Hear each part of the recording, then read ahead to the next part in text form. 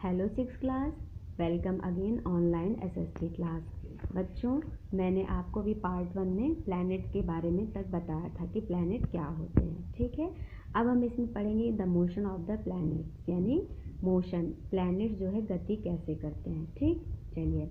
All planets have two motions, revolution and rotation. ठीक, दो तरह के प्लैनेट जो है दो तरीके के मोशन करता है, एक होता है रिवॉल्यूशन और एक होता है रोटेशन। अब रिवॉल्यूशन क्या होता है बच्चों, इसको देखिए।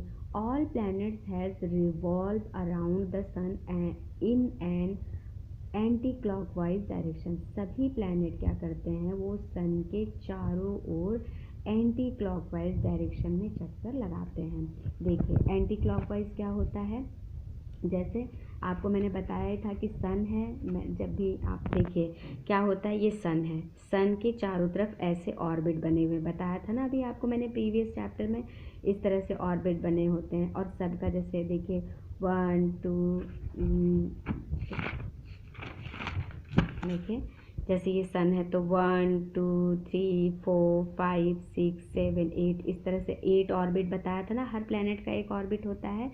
तो देखिए ये सारे, ये जो प्लैनेट है ये सन के ऐसे इस तरह से ये करते हैं चक्कर, यानी यहाँ से स्टार्ट किया यहाँ पर आए, तो ये होता है रिवॉल्यूशन। हर प्लैनेट अपने ऑर्बिट में रिवॉल्व करता है, तो ये होता है रिवॉल्यूशन। अब देखिए एंटी क्लॉकवाइज क्या होता है, ये क्लॉक होता है, ये क्लॉक है आपका, सपोज दैट आपका ये क्लॉक है।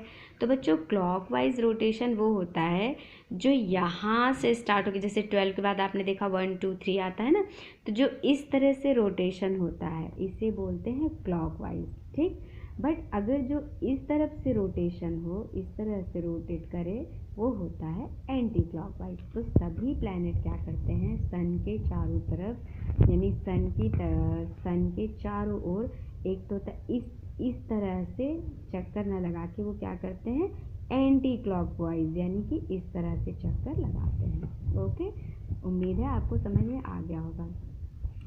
Each planet has its own पथ इन स्पेस। मैंने आपको पहले भी बताया था कि हर प्लैनेट की अपनी एक कक्षा है, ऑर्बिट है, ठीक है, जिसमें वो एक पथ है, एक रास्ता है, यानी हर एक प्लैनेट, जितने भी प्लैनेट होते हैं सन के चारों तरफ, उनका अपना एक ऑर्बिट है। जैसे जो सबसे पास है वो इसी ऑर्बिट में रिवॉल्व करेगा, ये जो प्लैनेट है वो इसी ऑर्बिट में रिवॉल्व करेगा। तो हर प्लैनेट का अपना एक पर्सनल इंडिविजुअल ऑर्बिट है। ठीक है, ये होता है, ये जो ये देख रहे हैं ना चारों तरफ का जो घेरा होता है, ये ऑर्बिट होता है। ऐसा नहीं होता कि प्लैनेट जिगजैग फॉर्म में घूमे या कहीं भी इधर उधर बिखर जाए या चला जाए, नहीं ऐसा नहीं। इन सब का एक पर्टिकुलर, एक फिक्स इनका इस पथ है। ठीक, which is called an orbit. ठीक, हर प्लैनेट का अपना एक पथ है, एक पर्टिकुलर इंडिविजुअल पथ है, जिसमें वो रिवॉल्व करते हैं, उन्हें ऑर्बिट कहते हैं। The orbit is shaped like ellipse elongated और इन लॉन्गटेड। देखो, या तो इनका जो ऑर्बिट का शेप कैसा है, ये जो ऑर्बिट है या तो अंडाकार है या फिर ये लंबे हैं, लंबे सर्कल के रूप में है। जैसे जिनकी सर्कल की लंबाई इस तरह से होती है ना, एक तो होता है फिक्स बिल्कुल चारों तरफ राउंड, एक होता है इस तरह का सर्कल। तो वो जो अंडाकार सर्कल होता है, तो इनके जो सर्कल है वो लंबे सर्कल है या फिर अंडाकार है, इन ऑर्बिट का ऐसा शेप है। Thus all the orbit are different and the planets do not collide। इसलिए सारे प्लैनेट, सारे जो ऑर्बिट हैं वो अलग अलग डिफरेंट हैं और ये एक दूसरे से क्वाइल मतलब बनाना, उलझना, वो एक दूसरे से बिल्कुल भी उलझते नहीं हैं, क्वाइल नहीं होते हैं। This is because they are held in place by the force of gravity, force from the sun and from each other. ठीक, ये ऐसा इसलिए है, इन्होंने बोला कि ये जो इनका ऑर्बिट है, फिक्स ऑर्बिट है, ये इसलिए है कि इनकी जो प्लेस है, इनका जो स्थान है, वो सन के ग्रेविटी फोर्स से, उसके दबल्स की वजह से इनका स्थान फिक्स है और ये एक दूसरे से एक दूसरे से एक दूरी पर, ग्रेविटी फोर्स जो सन से मिलता है उसकी वजह से इनकी प्लेस एक दूसरे से फिक्स है, यानी एक दूसरे से उचित दूरी पर इनकी प्लेस फिक्स है। Mercury has the shortest orbit and Neptune has the longest orbit. अब सन सन के आसपास, जैसे मैंने आपको बताया था कि सन के पास फिर दूर। अब क्या होता है, क्योंकि सन के जो सबसे पास प्लैनेट है वो है मरकरी और जो सबसे दूर है वो नेपच्यून है। तो जाहिर सी बात है जो मरकरी का ये जो ऑर्बिट होगा ये सबसे छोटा होगा और सन के सबसे पास होगा, और जो सबसे ज़्यादा दूर होगा उसका जो ऑर्बिट होगा वो सबसे लंबा होगा और वो सन से फार अवे होगा, दूर होगा। वो तो जैसे जैसे पास और दूर होते जाएंगे वैसे वैसे ऑर्बिट का साइज़ बढ़ता जाएगा, जैसे जैसे पास आते जाएंगे। तो मरकरी जो है वो सबसे क्लोजेस्ट है, शॉर्टेस्ट ऑर्बिट है, और नेपच्यून सबसे फार अवे है और उसका सबसे ज़्यादा बड़ा ऑर्बिट है, लॉन्गेस्ट। अब हम पढ़ते हैं रोटेशन क्या होता है। The second motion rotation resemble the spinning of a top. अब देखो बच्चों, एक होता है, एक मैंने आपको पहले अभी आपने पूरी क्लास में पढ़ा होगा, अभी मैंने आपको बताया कि जो इस जगह से एक दूरी यहाँ से यहाँ तक की एक जो दूरी होती है उसको तो रिवॉल्यूशन बोलते हैं। अब सारे ऑर्बिट क्या करते हैं, जितने भी ऑर्बिट हैं ये अपने ही उसमें ये इस तरह से भी स्पिन करते हैं, यानी ये चलते कैसे हैं, जब ये मोशन करते हैं तो ये इस तरह से मोशन करते हैं, यानी अपने भी घूमते हैं और इस तरह से भी घूमते रहते हैं, ठीक है, इस तरह से। यानी ये क्या करते हैं, अपने भी प्लेस पर, अपने भी एक्सिस पर यूं इस तरह से स्पिन करते करते यूं ये सब घूमते हैं। तो दो तरह की, यानी यहाँ से यहाँ तक की दूरी हो गई रिवॉल्यूशन, और जो यूं अपने ही प्लेस पर यूं गोल गोल स्पिन करते रहते वो होता है rotation. Okay students, all the planet spin on their axis. जैसा मैंने बताया कि सारे प्लैनेट, जितने भी प्लैनेट हैं सब अपने एक्सिस पर भी स्पिन करते रहते हैं। Which is an imaginary line cutting through the centre of each planet. जैसा कि इमेजिन किया गया कि हर प्लैनेट की, जैसे कि हर प्लैनेट का एक तो होता है ये इस तरह से इनका एक ऑर्बिट हो गया, यानी हर प्लैनेट का अपना एक एक्सिस होगा। ये ऐसा इमेजिन किया कि हर प्लैनेट का अपना एक एक्सिस होगा जिस पर वो पूरी ऐसे गोल गोल सर्कल स्पिन करते रहता है। Except for Uranus and Venus. Uranus और वीनस को छोड़ करके all the other planet rotate from east west to east. ठीक, अब देखिए हर प्लैनेट बोला गया था उसकी ऑर्बिट डिफरेंट है, उसका जो है शेप डिफरेंट है। तो क्या होता है, इन्होंने कहा कि जो यूरेनस है, यानी कि जो यूरेनस है, मरकरी है और यूरेनस है, अब दो तरीके से मूव होता है। ये तो इन्होंने आपका चैप्टर लाइन क्या बोल रही है कि यूरेनस और वीनस को छोड़ करके, यूरेनस और वीनस को अगर हम छोड़ दें तो सारे planet west to east rotate करते हैं। अब वेस्ट क्या होता है आपको पता है, नॉर्थ साउथ ईस्ट और वेस्ट। तो सारे प्लैनेट तो क्या करते हैं, जैसे ईस्ट टू वेस्ट ऐसे रोटेट करते हैं इस तरह से, लेकिन यूरेनस और वीनस क्या करते हैं, वो इस तरह से रोटेट करते हैं, यानी वेस्ट इधर होता है, ईस्ट ऐसे रोटेट करते हैं। और अदर प्लैनेट क्या करते हैं, वो ईस्ट टू वेस्ट ऐसे रोटेट करते हैं। तो इनकी रोटेशन भी डिफरेंट है। ओके स्टूडेंट्स, होप है आपको समझ में आ गया होगा। ठीक, अब देखिए, अब हम पढ़ते हैं सैटेलाइट्स के बारे में। ठीक, सैटेलाइट क्या होता है, सैटेलाइट आर कंपेनियन और follower of the planet. Satellite को प्लैनेट्स का कंपेनियन या फॉलोअर, साथी या साथ चलने वाला, उसको फॉलो करने वाला भी कहा जाता है। They revolve around the planet in much the same way as the planets revolve around the sun. ये उसी तरह से प्लैनेट के चारों तरफ चक्कर लगाते हैं जैसे प्लैनेट सन के चारों तरफ चक्कर लगाता। अब देखिए बच्चों, कितनी बड़ी बात है। सपोज दैट मैं आपको बताऊं कि ये जो है सन है, ठीक, ये रहा सन और इसके चारों तरफ प्लैनेट चक्कर लगा रहा है। ठीक, ये अब क्या ये प्लैनेट है सपोज, और ये इसके चारों तरफ घूम रहा है। तो जो सैटेलाइट होते हैं, ये सैटेलाइट जो होते हैं ये प्लैनेट के होते, देखिए इसे बोलते हैं ग्रह, और ग्रह का भी जो ग्रह होता है उसे बोलते हैं उपग्रह। यानी ग्रह तो, प्लैनेट तो सन के चक्कर लगाता है, लेकिन जो सैटेलाइट होता है वो इसके चक्कर लगाता रहता है, यानी ये जिधर जाता है ये उतना ही चलता जाता है और इसके चारों तरफ प्लैनेट के चक्कर ऐसे ऐसे गोल गोल लगाता रहता है। तो इसे बोलते हैं सैटेलाइट। जो प्लैनेट के चारों तरफ मूव करता है इसे बोलते हैं satellite. Okay. The earth has only one natural satellite called the moon. अब मून क्या है? हमारा सैटेलाइट, अर्थ का सैटेलाइट क्या है? अर्थ का केवल एक ही प्राकृतिक नेचुरल सैटेलाइट है, प्राकृतिक उपग्रह है, जिसे हम मून कहते हैं। सम प्लैनेट है मोर देन वन सैटेलाइट। कुछ प्लैनेट की तो एक से ज़्यादा सैटेलाइट है, जैसे सैटर्न, शनि ग्रह, जिसे शनि ग्रह कहते हैं ना हम। सैटर्न जो प्लैनेट है उसके 52 मून है। अब इमेजिन करिए कि अगर हम अर्थ से देखते हैं स्काई में, हम ऊपर देखते हैं अंधेरे में रात में, तो क्या होता है? हमारे पास हमें 1 मून दिखाई पड़ता है ना। इसी तरह से अगर सैटर्न से कोई देखे तो वहाँ से 52 मून दिखाई पड़ता है। अब सोचिए वहाँ से नज़ारा कितना सुंदर होता होगा जब कोई सैटर्न पे खड़ा होकर के रात में मून देखता होगा तो उसको 52 मून दिखाई पड़ते होंगे। जुपिटर हैज़ 49, यूरेनस है 27 एंड मार्स हैज़ 2 मून। ठीक।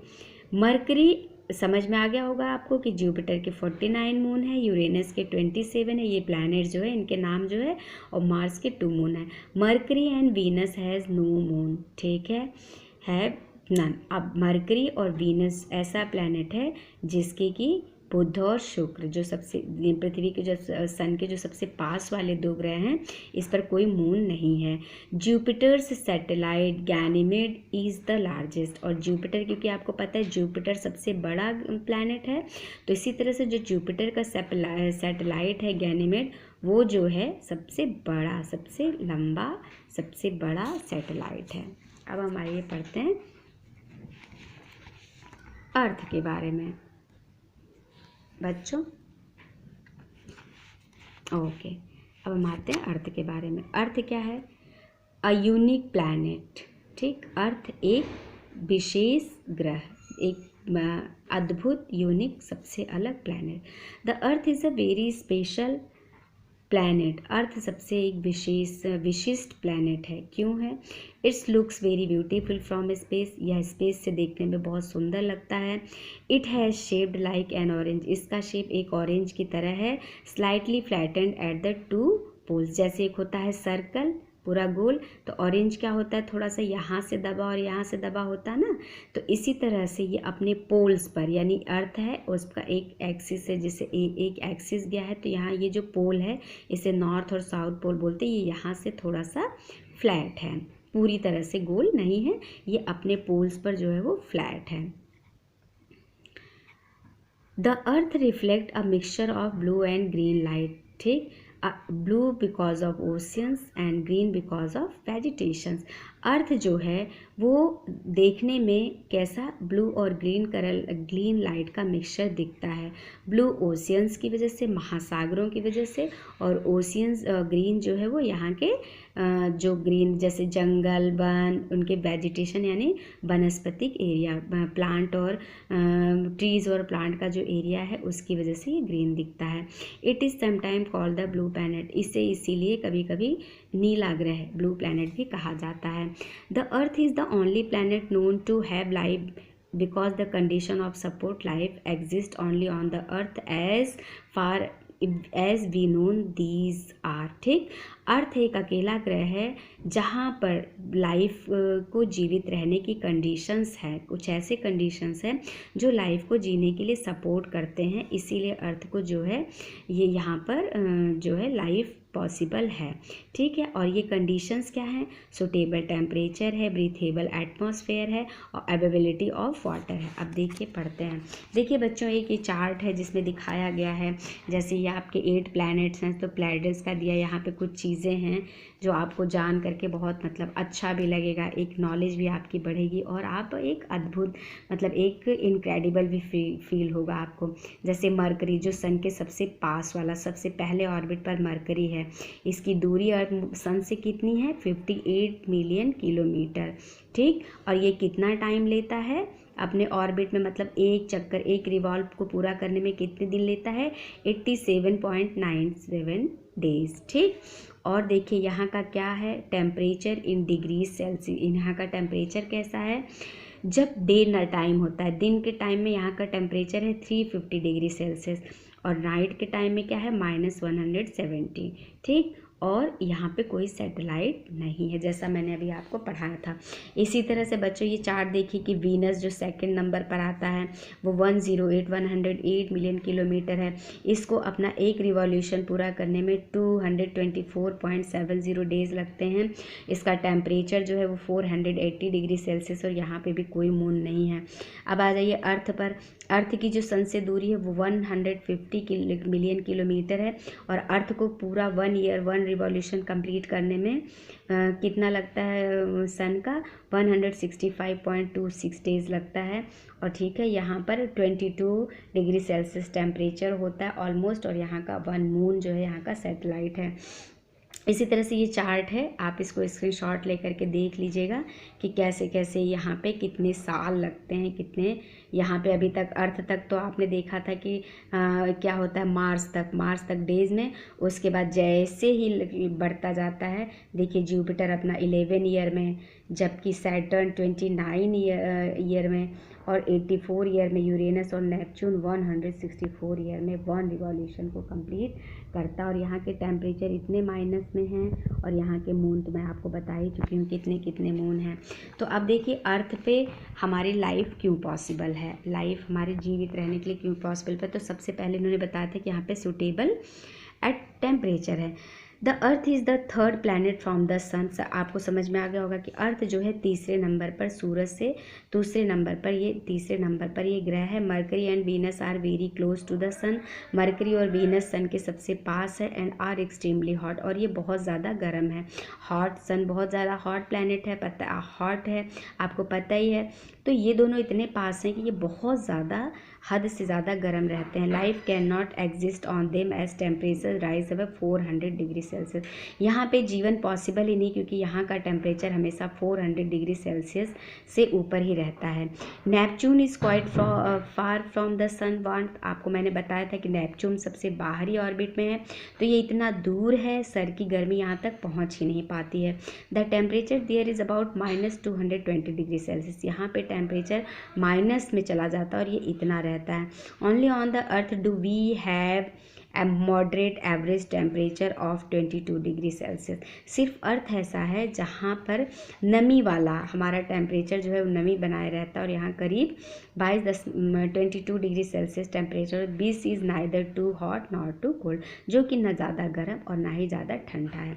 Breathable atmosphere. The earth is the only planet which is surrounded by a layer of gases that are suitable for breathing।